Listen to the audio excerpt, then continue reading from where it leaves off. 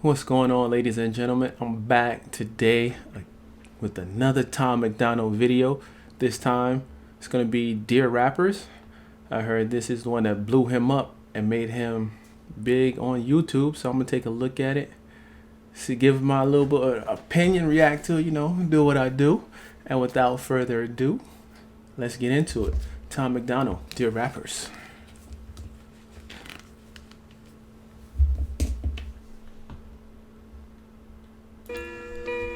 Man, it's easy for these rappers who have it all. Talk about the days when they used to be sad. I guess I can't relate to being famous and wealthy. I'm 28 and still praying for the day I have a chance. Maybe y'all can help me out though. I'm just trying to take care of my household. I don't even want to make my mouth go. I just want to win before the system that I'm in gets a hold of me again and starts to squeeze under my chin until I'm out cold. Dear rappers.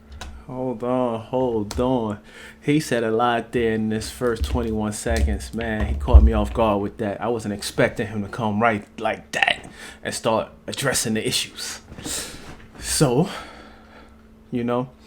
got it. Like, he doesn't even want to make his mouth gold. He's just trying to find a way to take care of his household.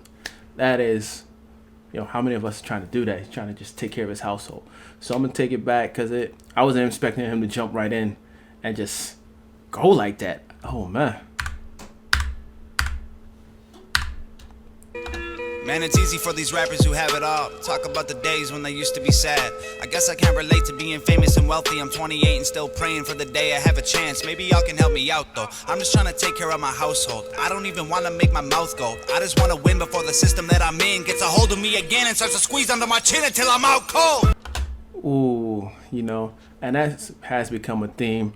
Everybody who raps, I'm not sure everybody had bad times, but that's like a blueprint staple in today's music, where you talk about how broke you used to be. And most of these rappers that are coming up were never broke. They just play that because they trying to find a way to appeal and connect with their fans. If you've never been broke, but you play on it like you have been broke, artists can like, he used to be like this, and then you go find out they never were like that. And he's just trying to, stop from being choked out cold by the system. We all like that. We're all in that. Okay.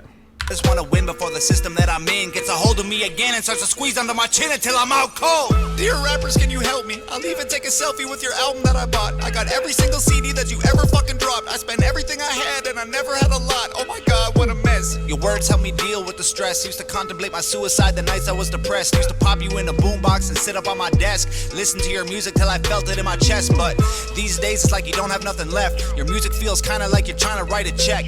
Everything is digital, I mean no disrespect, but I'm paying even more and you give me even less. What the fuck? You taught me to think, you taught me to grow, you taught me the things to survive on my own. But now you teach me to drink, you teach me to smoke, you teach me to think. Every woman's a hoe. I don't want. Oh, wow. Oh my god. I bought every single album that you ever dropped and I take a selfie with it. I've never done that. But there have been artists that back in the day, when albums weren't digital sales, they used to make the physical albums, and then you go and get all of them. And nowadays, it's like when the albums are lacking. The albums are really lacking. They have no substance. Like back in the days with Method Man, Jay-Z, Biggie, Tribe Called Quest, groups like that, when they dropped albums, it was never empty albums. Today's albums, they all talk about the same thing. Money, booze, drugs, girls. That's it. And then you have the gangster rappers that always shoot somebody. But back in the day, when I grew up, the Naughty by Nature era, Jay-Z, EPMD, Too Short, and all of them, the albums were actually good. And you can go get the next album because you'll be waiting for it, and it's actually good. Nowadays, the first album is good. The second album only does so well, but the artist is still on. I like the way he's addressing that. I mean, he's got bars. He's hitting everything on the head with this. Wow. Your Xanax bars or your fancy foreign cars. Throw your money in my face and try to tell me that it's art. No, no, no, no, no. Yeah. Just a drug addict on TV. I can't hear another fucking song about abusing medication that I had to take just to stay alive. There's more important shit than what you wear and where you live and who you fucking, what you drink and what you spend and what you drive. Rappers full of bullshit. Ooh, that is a thing. I witnessed that rappers nowadays are like sad, taking drugs to, and whatnot. Like, what's that dude? Oh, I didn't even know he existed. Lil Xan. Like, he always looked like he was high. And he's saying that he had to take drugs, or medication, not drugs, medications to stay alive. And then, rappers nowadays are using that, once again, to connect with fans. And that goes all the way back to something back in the early 90s when privatized prisons came along and, they were going to use rap music to fill those prisons. There's a big story about that. I've seen it, I've read about it, and I've heard it actually on the internet. It's crazy. I used to have, I'm not sure if you guys are familiar with him, but I have a friend, Graf. He's in the music on the Black Hand. You could see him on Smack stages from time to time. And he's, tells me a lot about the music industry. But this guy's making a lot of sense. Tom is making a lot of sense in these. Shit than what you wear and where you live and who you fucking, what you drink and what you spend and what you drive. Rappers full of bullshit. Rappers just a marketing vehicle for the product that the man wants you to buy. Rap about a full clip. Rappers just promoting different liquors and varieties of ways that you could die. Yep. Yeah. That's all they do, Everybody talk, gangsters move in silence. But nowadays, rappers, that's all they talk about, who they shot. I popped this guy, I shot this guy. But real gangsters move in silence. They don't tell who, they don't say they crimes out loud. Fake rappers. Yeah. Dear rappers, can you help me? Are you almost out of alcohol to sell me? Tell me, cause drinking every night can be the way to getting wealthy. If I'm really being honest, all the shit is overwhelming. I need someone to look up to. You're living in a country that elected Donald Trump. You're living in a country where police are killing. Ooh, living in that's elected Donald Trump. Oh man, I always wanted to get a Magna hat. I'm gonna get one though. I'm gonna get one just to piss people off. People every day and all you want to talk about is doing drugs. You've been blinded by the money, you've been blinded by the cars, you've been blinded by the women. Don't know who the fuck you are. Thought I knew you when I spent $100 on a ticket to your show, and now I feel like you stole my fucking money and I'm broke. Man, you taught us how to rap and you taught us how to dress and you taught us how to act if we wanted to impress. Now you're teaching me to live like I know you never would. What you're preaching to these kids is keeping them inside the hood.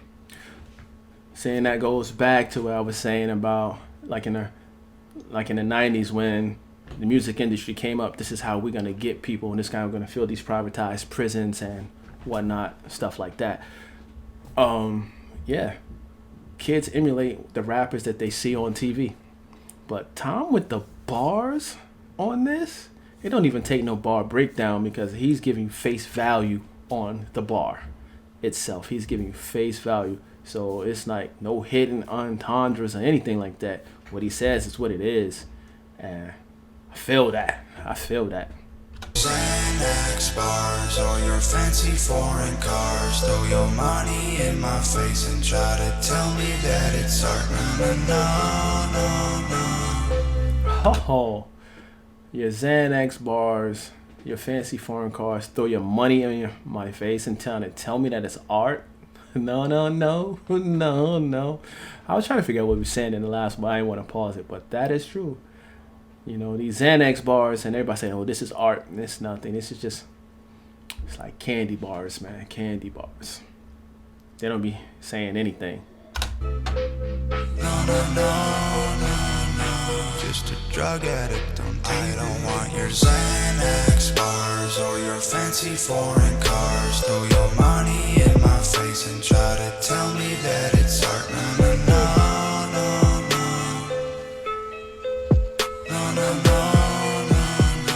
Just a drug addict on TV. Yeah.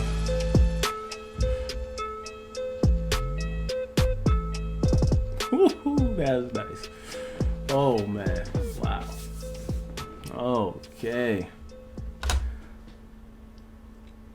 First off, before I make this outro, the beat was sick. I like that. The flow was crazy. Oh man, the rhyme scheming and the structure. He's just straight to the point. He ain't try to sugarcoat it, letting people know how he felt. I can respect that. I totally and honestly respect that. You know what I mean? I like the whole visuals. You know what I mean? Take a selfie with your CD. It'll show you that I got it. I'll show you one of my biggest fans. That's cool. And is that me? You know what I mean? I'm sure he's an Eminem fan. Who isn't an Eminem fan this day and age? Well, there's a lot of people, but not Eminem. But yeah, taking a selfie with the Eminem CD. I thank you guys for watching. I appreciate it. I enjoyed this video. I enjoy music like this. This is the type of music I enjoy.